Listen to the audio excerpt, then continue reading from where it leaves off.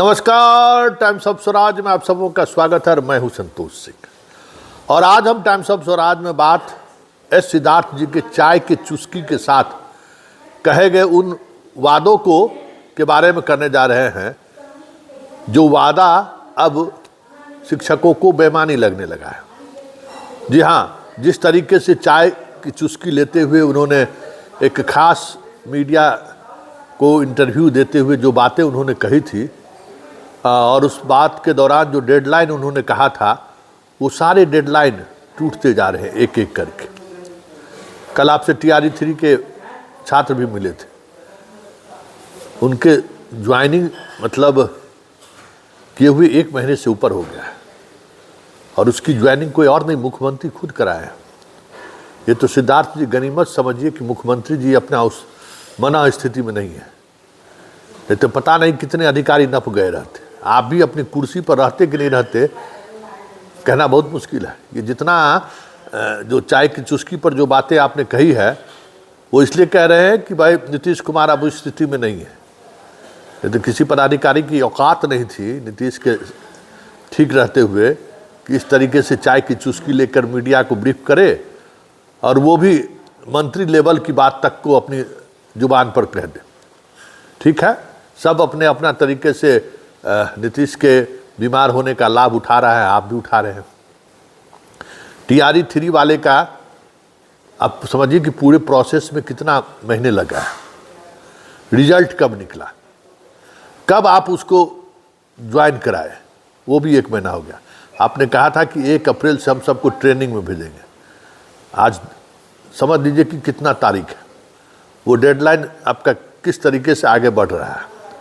कहीं कोई उम्मीद की किरणें छात्रों को नहीं दिख रहा है, क्योंकि SES के बात का ही जब कोई वजन नहीं है तो फिर वो किसके पास जाएगा। आज भी आप शनिवार को अपना एपिसोड जारी किए, उस पर भी हम खबर बनाएंगे। लेकिन अच्छा है, अब आप ड्रेसअप होके, आपका जो इंटरव्यू लेने वाला है वो भी अब ड्रेसअप होके अच्छे से, मतलब अब लगता है कि हाँ कि अब स्टूडियो टाइप जगह पर जो है सो आपका इंटरव्यू हो रहा है। अच्छी बात है, लेकिन ये सब इसलिए हो रहा है कि नीतीश बाबू मानसिक तौर पर सहज नहीं है।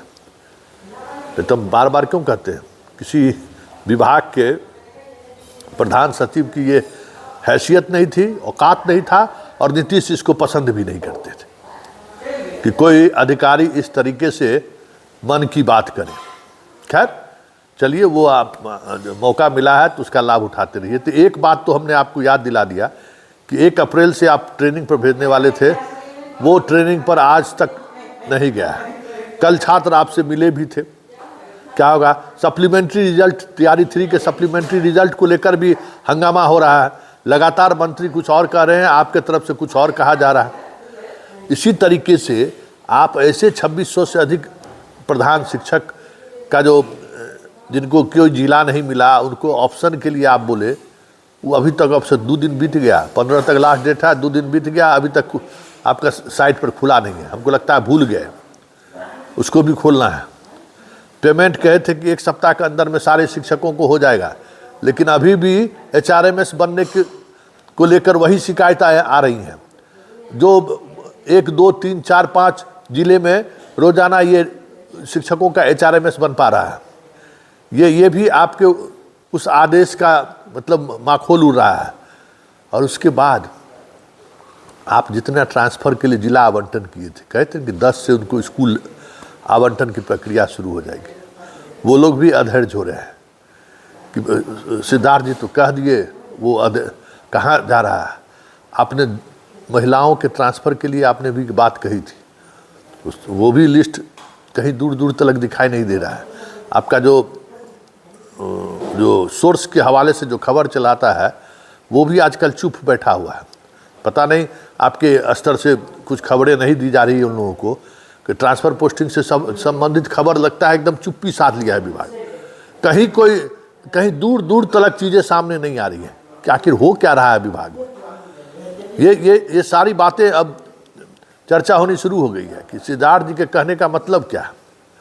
और उसके बाद जो सबसे महत्वपूर्ण चीज़ है, आप जितने विशिष्ट शिक्षक का आपने योगदान दिलाया उनका सैलरी क्या होगा, आप मोटा मोटी सैलरी दे दिए, लेकिन उसका सैलरी क्या होगा, उसको वो उसका आधार क्या होगा, कैसे सैलरी में क्या क्या क्या उसका स्लैब होगा, सब पर चुप्पी साधे हुए।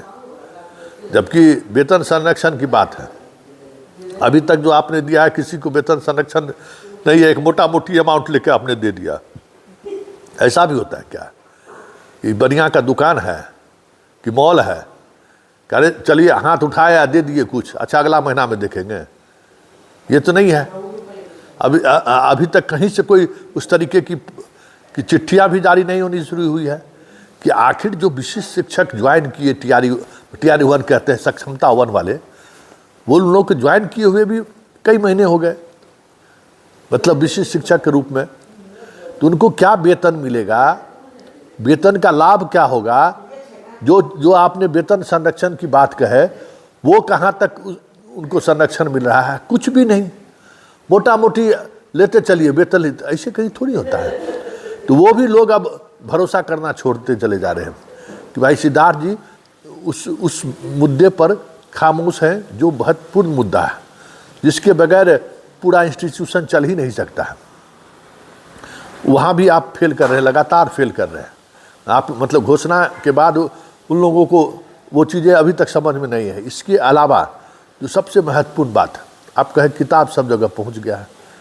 कई गार्जियन हमको फ़ोन कर रहे हैं कि आपने जितना नामांकन है उसमें 50 से 60% किताब आपने दिया है, अब हेडमास्टर साहब पर दबाव है कि हमको किताब दीजिए। आप भेजे हैं 50 से 60-70%, 30% बच्चों को किताब नहीं मिल रहा है। वो अलगे वहाँ पर तूफान मचाए हुए हैं कि हमको किताब क्यों नहीं दीजिएगा। नामांकन को लेकर पूरा कैंपेन चला रहे हैं, कह रहे हैं कि बिना आधार का भी आप नामांकन ले लीजिए। लेकिन आधार बनाने की जिम्मेवारी आपका जिला प्रशासन आपकी बात मानता है क्या है? मुख्यमंत्री सचिवालय में रहने के बावजूद भी आपका जिला प्रशासन आपकी बात को नोटिस नहीं लेता। ये बात आप समझ लीजिए। कोई डीएम एसपी आपकी बात को नोटिस नहीं लेता। के पाठक वाला हनक आप में नहीं है, पता नहीं क्यों, जबकि आप मुख्यमंत्री के सचिव हैं, तब ये स्थिति है। कोई आधार को बनाने के लिए जिसको दिए हैं कोई नोटिस नहीं लेता है। एडमिशन ले ले और उसके बाद हेडमास्टर दौड़ते रहे डॉक्यूमेंट्स बनवाने के लिए। गार्जियन की जिम्मेवारी नहीं है, हैं? सब कुछ छोड़ दीजिए हेडमास्टरे पर। क्या क्या हेडमास्टर करेगा है? तो आपका नामांकन वाला आप कितनों चीख चिल्ला लीजिए, कोई भी हेडमास्टर बिना डॉक्यूमेंट्स लिए हुए, पूरे डॉक्यूमेंट्स लिए हुए एडमिशन नहीं ले रहा है। और स्वाभाविक तौर पर, क्योंकि बाद में उस हेडमास्टर पर कार्रवाई होने लगती है कि बिना आधार का, बिना आवासीय का, बिना डेट ऑफ बर्थ का आप कैसे ले लिए। और जिसको आप कहते हैं पंचायत प्रखंड पदाधिकारी, बीडीओ, सीओ, डीएम, कोई नोटिस नहीं लेता है, कोई नोटिस नहीं ले रहा है। तो इसलिए जो आप बातें कह रहे हैं, ज़रा उसकी समीक्षा करिए कि उन बातों पर अमल हो रहा है कि नहीं। तब आपको समझ में आएगा कि आपके सारे निर्णय, सारी घोषणाएं नेता की तरह सिर्फ घोषणाएं बनकर रह जा रही है, इम्प्लीमेंट नहीं हो रहा है ग्राउंड जीरो पर।